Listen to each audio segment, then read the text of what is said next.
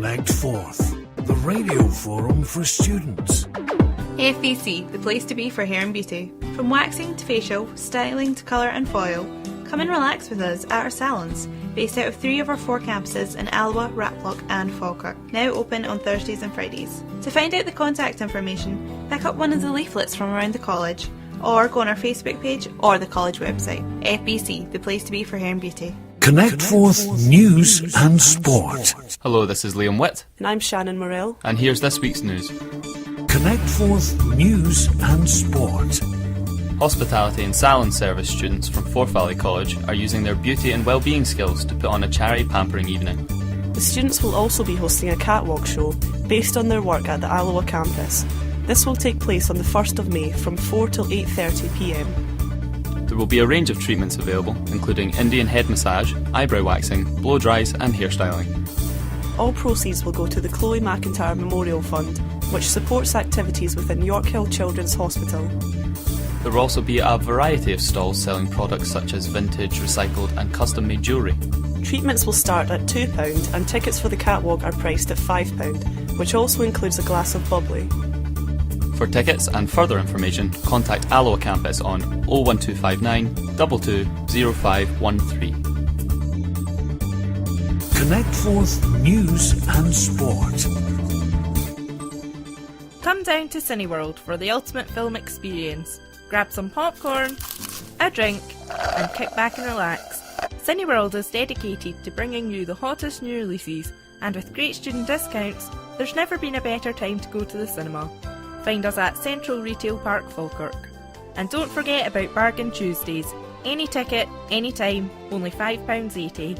Or pay monthly for our unlimited card to enjoy as many films as you want. Check out more at cineworld.co.uk. ConnectForth Special. Hello and welcome to today's Specialist programme. My name is Louise Campbell, reporting for ConnectForth. This Specialist programme is going to be based on a film review on Man of Steel. I will also discuss my opinion on Batman vs Superman, which is due for release in 2016. Another brief response by another film fan will also discuss their initial response. Give the people of Earth an ideal to strive towards. They will race behind you. They will stumble. They will fall. But in time, they will join you in the sun. In time, you will help them accomplish wonders.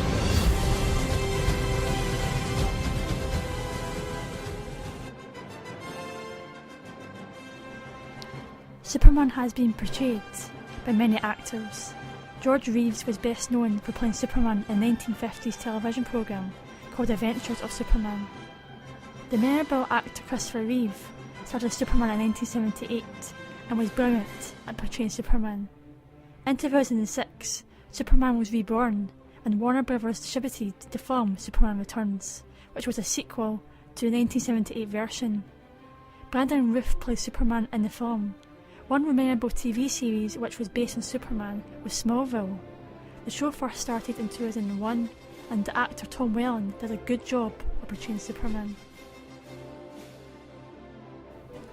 Man of Steel was one of the most anticipated films of 2013. The film was directed by Zack Snyder and hit UK cinemas on the 14th of June 2013. The film was a success in the box office. Man of Steel has to be one of my favourite films of 2013. I think Henry Cavill did a great job of playing Superman. The film also had a superb cast, which included Amy Adams who played Lois Lane and Russell Crowe who played Jor-El. The film was full of action and it definitely had me on the edge of my seat. One Superman fan explains what they thought of Henry Cavill playing Superman.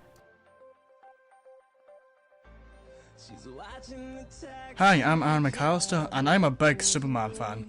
In my opinion, Cavill nails the part of Superman and has proven to be a worthy successor to fan favourite Christopher Reeve. Cavill, along with the rest of the film's all-star cast, give top-notch performances that does all of these well-known characters justice. And you believe your son is safe? I will find him. I will reclaim what you have taken from us.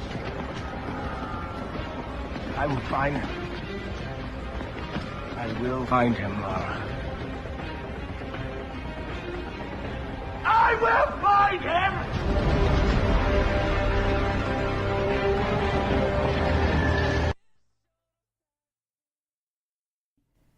Recently, it was announced that the next Superman film would be called Batman vs Superman. I am definitely a big Superman fan, and I was surprised at first to hear that this film will have Batman and Wonder Woman in the same film.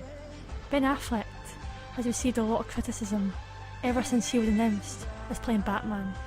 Since Affleck starred in Daredevil, which was criticised by film critics. I was not a big fan of the film. A lot of people will judge Ben Affleck on how he performed in the film Daredevil. People can't judge him until they see him in the film, but he'll be compared to Christian Bale's performance as Batman. I think it's going to be difficult for Affleck to portray Batman and reach the high standards of Christian Bale, since he did a fantastic job in the Batman trilogy. Gal Gadot has been cast to play Wonder Woman. I did not expect to hear that she would be portraying Wonder Woman. I think she just had the potential to play Wonder Woman, but Wonder Woman's physique is strong and has muscle. Gal will have to dedicate a lot of time at the gym, because she has a slim figure, and she will need to bulk up. My only concern is that she might not have the correct build to bulk up on muscle. Recently, Gal Gadot has been announced having her own Wonder Woman movie, and she could also star in a new Justice League movie. This is a perfect opportunity for her to be a more established actress. Quite recently, Jesse Eisenberg, who starred in the film The Social Network, has been cast to play Lex Luthor. Also, Jeremy Irons has been cast to play Alfred. In my opinion, I don't really know if Jesse Eisenberg is the right actor to play Lex Luthor. I'm not really a fan of him. I think both Affleck and Eisenberg can't be judged until people see them on the film. Both deserve a chance. Our same Superman fan explains their opinion to the cast of the new film. While it's always been a comic book fanboy's dream to see Batman and Superman in the same movie together, I was initially hoping for the Man of Steel sequel to focus on the development of Henry Cavill's Superman and the relationship between Superman and Lex Luthor, as I think introducing Batman at this point threatens to overshadow the development of the Superman cinematic story arc, and turn Superman into a secondary character in his own movie. Now, with the inclusion of Wonder Woman, I'm beginning to wonder if this Superman sequel is instead becoming a premature Justice League movie, to mirror the success that Marvel Studios had with the Avengers back in 2012. It is a while to wait for Batman vs Superman. It is going to be worth waiting for. One thing that will be interesting is how all these superheroes will adapt to being in the same movie. However, I would have liked to see the film before 2016. The question that sticks in my head is, what will the next film be like, with not just Superman but Batman and also Wonder Woman? Only time will tell. You've been listening to the ConnectForth specialist programme for the film Man of Steel. ConnectForth Special. Exams and final assessments are now looming large. Waterstones have a great selection of books to help you over the line. Situated at the Marches Centre, Stirling and High Street, Falkirk, Waterstones is open 7 days a week from 9 a.m. to 5:30 p.m. Monday to Friday and 11 to 5 p.m. on Sundays. The Stirling branch is also open till 8 p.m. on Thursdays. Students get a 10% discount on purchases of £25 or more in association with Unidays. Simply go on to www.waterstones.com or myunidays.com to receive your unique discount code and order your books. It's free delivery to all UK addresses and the order is dispatched within 24 hours. For leisure time after all that hard work, Waterstones have a great selection of books for all genres. Thrillers, fantasy and sci-fi books are available for as little as £5.59. So for all your leisure reading or studies, get to Waterstones. ConnectForth Feature.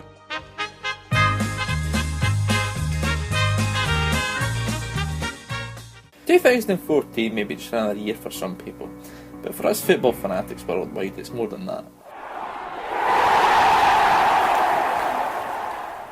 I'm Brian McCaffrey for ConnectForth, and with the FIFA World Cup in Brazil only weeks away, I will look into the history of the World Cup, how it started, some of the famous teams and players from over the years, along with some of the glorious Scottish failures that have occurred.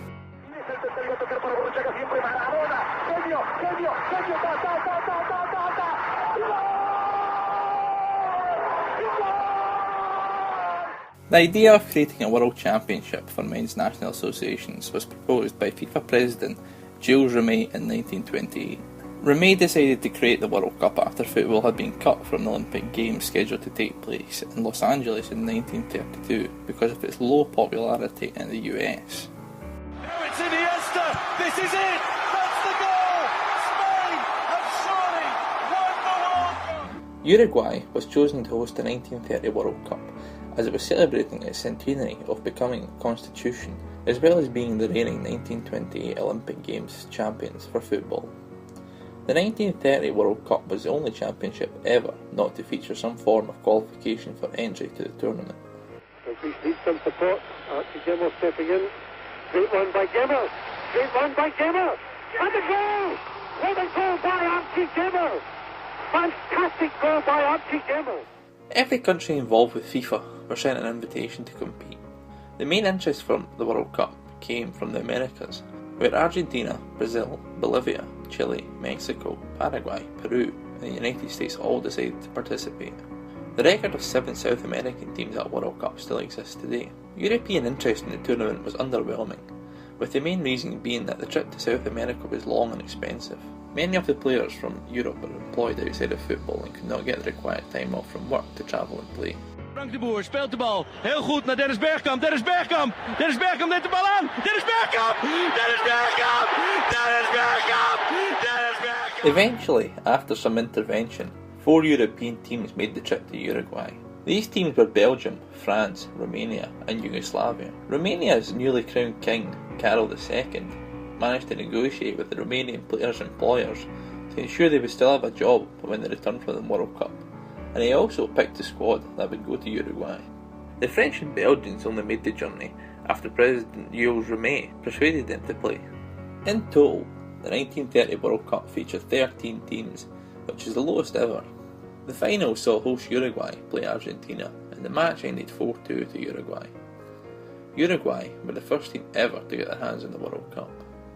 The original World Cup trophy was known as the Goddess of Victory, before being renamed to the Gilles Rimet Trophy in 1946.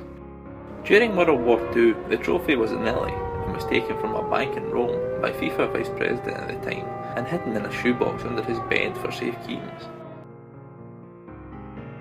Later, in 1966, the trophy was stolen from an exhibition at Westminster Central Hall 4 months before the World Cup was due to start in England.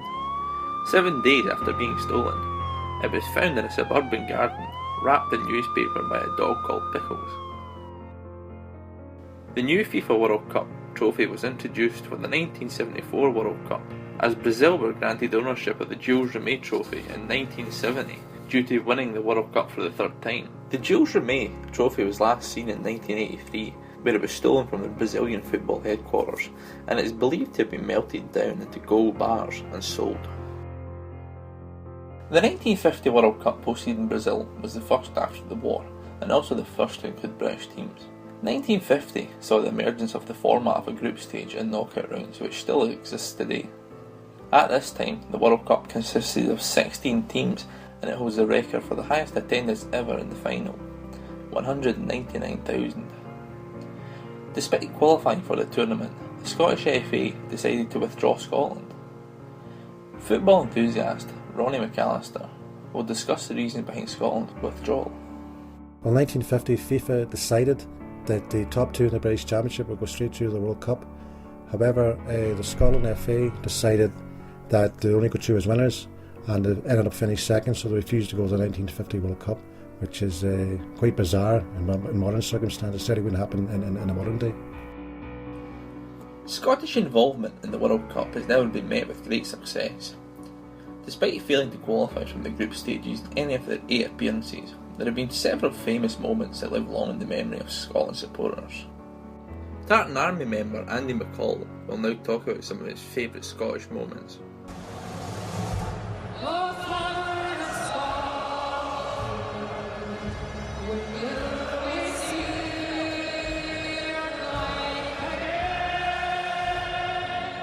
The earliest memory for me was the 74 World Cup. I remember watching the qualifier, the game against Czechoslovakia at Hampden, and it was quite a significant game because it was where Arthur Munt for the first time used the phrase "disaster for Scotland" because Czechoslovakia scored first.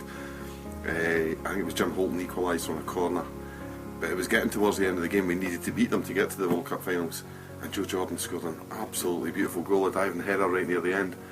Jordan is there! Jordan scores! And my memory of that night was my dad and I sitting watching it. I had never seen my dad go so mad at a football game ever. I'd been to a few games, but I'd never seen him so elated. And it was only looking back and I thought, well, it was 1950 since the last time we'd seen his team in the World Cup finals. So it obviously was excited, and that was a real high spot. I remember being hugely excited at that. But of course at the end of the 74 World Cup, there was the disappointment of the draw with Yugoslavia. My memory of that game is only one of 2 games where I've ever cried. At the end of it, I was 12 years old and we were in a caravan park in Montrose, and the guy had opened the pub so we could watch the game, which was on a Sunday.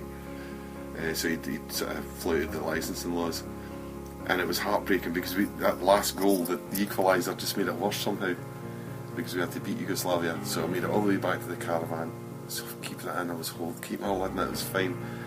Sat on the wee couch, and just about a second after, my Uncle Billy stuck his head round the door with the football and said, "You fancy a kick about, son?" And that was it. It was Niagara Falls.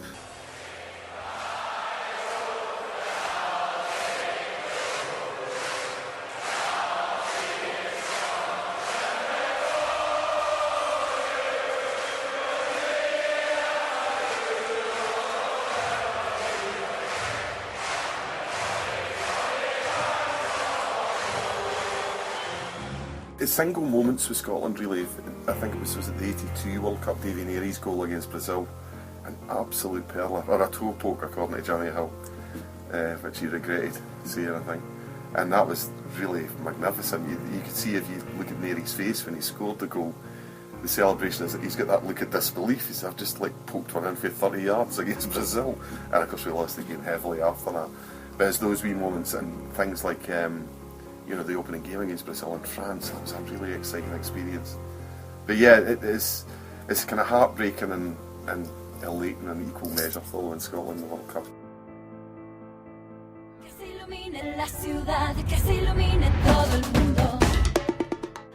The 2014 World Cup will be hosted for the second time in Brazil.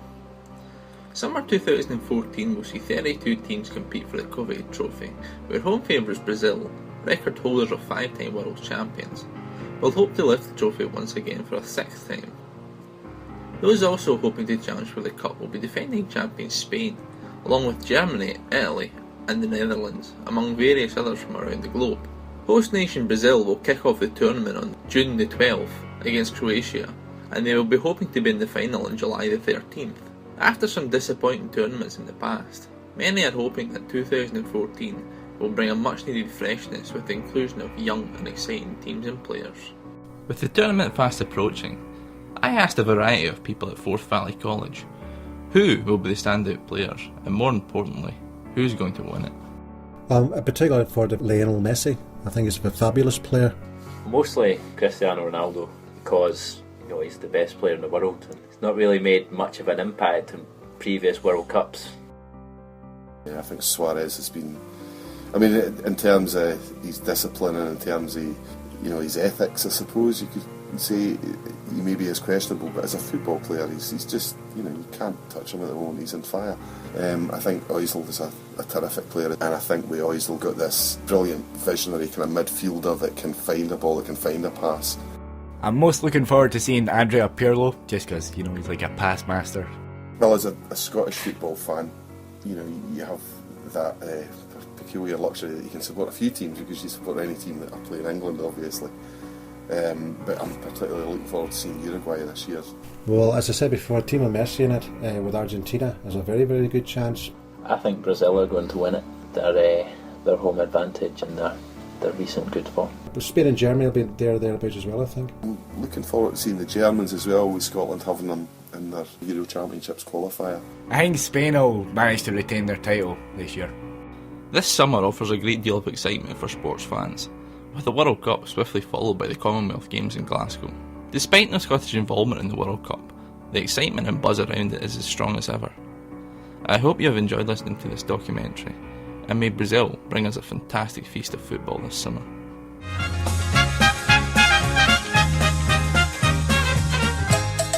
ConnectForth feature. FVC, the place to relax and enjoy contemporary cuisine. The Bistro is Forth Valley College's own cutting-edge dining experience located on the Rapport campus. Open every weekday from 9 till 4. Come sit down with us and enjoy a hot cup of coffee with a selection of delicious pastries and confectionery delights. If you're feeling peckish, join us for breakfast in the morning or a delicious lunch in the afternoon. The Bistro is also open till 6 on Wednesdays, where we host a carvery from free featuring a variety of premium meats. For reservations, please call 01786 272 318 or email us at bistro@forthvalley.ac.uk. FVC, the place to be. ConnectForth Special. I'm Ronnie McAllister, and you're listening to a specialist programme at ConnectForth. Well, there's another nice mess you've gotten me into. Stan Laurel and Oliver Hardy will forever be remembered for the joy they give and still give to millions of people worldwide. Starting off in music halls and then on to silent films, the slapstick and chaotic antics have a universal appeal. British-born Stan and Oliver from the American South came together to produce sublime comedy. Stan, the creator and producer, wrote gags that were surreal, sharp and timeless. That's the worst case of gout I ever saw. What causes that, Doctor? Too much high living. Too much what? Too much high living. Maybe we'd better move down to the basement. It affects your foot. Shut up. The double takes of Ollie and his sheer frustration at Stan's antics had audiences enthralled. They complemented one another, and it could be argued that they would not have reached stardom on their own. Remember, united, we stand. Divided, we fall. Quite simply, one of the best comedy acts of all time. Let me hear that again. Well, if beauty was only skin deep, I could take some of the money and I could have her skinned, and then she'd be able to look at her clock without having to work hard anymore. Then we could settle down and I could scrape her chin and congenial if I didn't have to work hard anymore. That's a good idea. Stan learned his trade with the Fair Camera Group, working alongside Charlie Chaplin. They moved to the US together, and Stan quickly moved into silent films. Interestingly, he acted with Ollie in the film Lucky Dog, long before they teamed up. He began directing films for Hal Roach, and in A Quirk of Fate, Ollie also worked at the studios. Ollie was a cinema worker who was obsessed with the fledgling medium. Moving initially to Florida, he worked as an actor and cabaret singer, using a singing voice to great effect. On a mountain in Virginia stands a lonesome pine. Just below is the cabin home of a little girl of mine. They made the conversion to talkies easily, and by the early 30s were established stars. This is me. Yeah. Say, listen, if you had a face like mine, you'd punch me right in the nose. And I'm just the fella that can do it. They had supporting actors working alongside them in many of their features. One of the best known, the Labrador-born James Finlayson. He provided a perfect foil for the duo, his Scots twang showing through. Hello? Did you know you're holding up this wedding? Keeping my daughter and guests waiting here half an hour? Where is Mr. Hardy? He's right here. And he told me to tell you that we just left 10 minutes ago. Despite the legendary status, the relationship with Roach was strained. With separate contracts and restrictions in their artistic output, Stan and Ollie left to work for MGM and 20th Century Fox in the 40s. However, there was even less creative freedom there, and although still funny, there was a gradual fall-off in standards in their work. The last film in 1951, Blair Atoll, showed a struggling and ill duo. Ollie's last year was spent touring Europe with Stan to great reception before his death in 1957. Stan retired to California, and his passing in 1965 ended an era. Help me down to the car. Isn't there any other way to help you down? My back's broken carrying you up and down these stairs. That would be like you, to desert a friend in his hour of need. Never saw anybody complain as much in my life. Take it easy. Oh, be careful!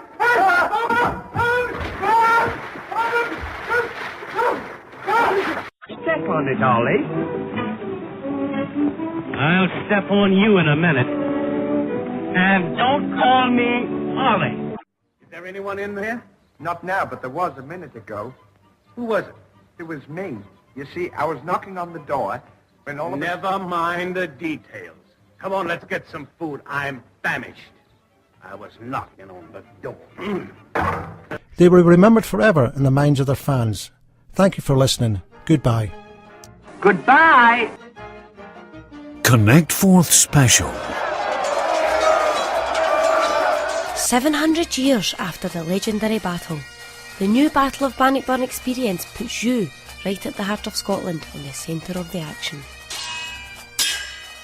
The newly reopened Heritage Centre allows you to be part of the crucial event in Scottish history.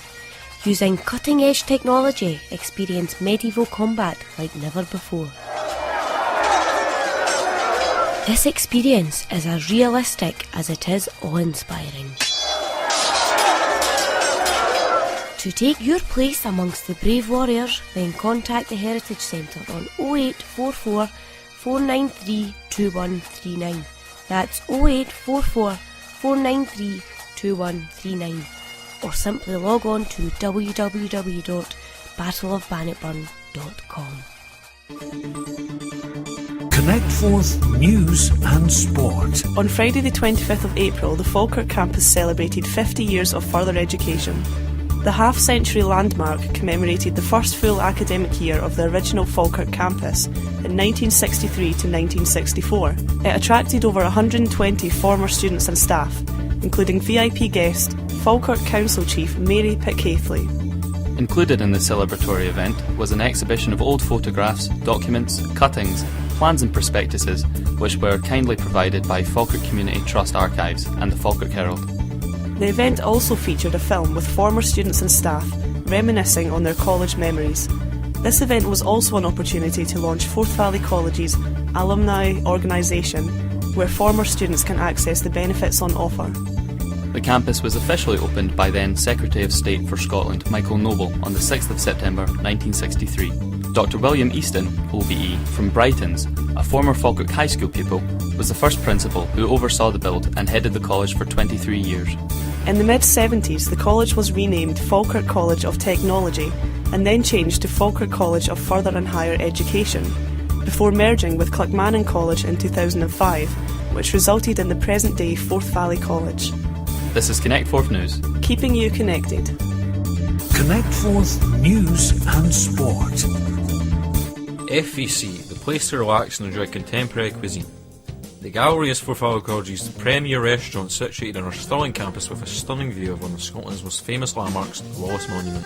Join us for breakfast on weekdays from 10 to 11:15, or enjoy lunch in the afternoon from 12 till 2.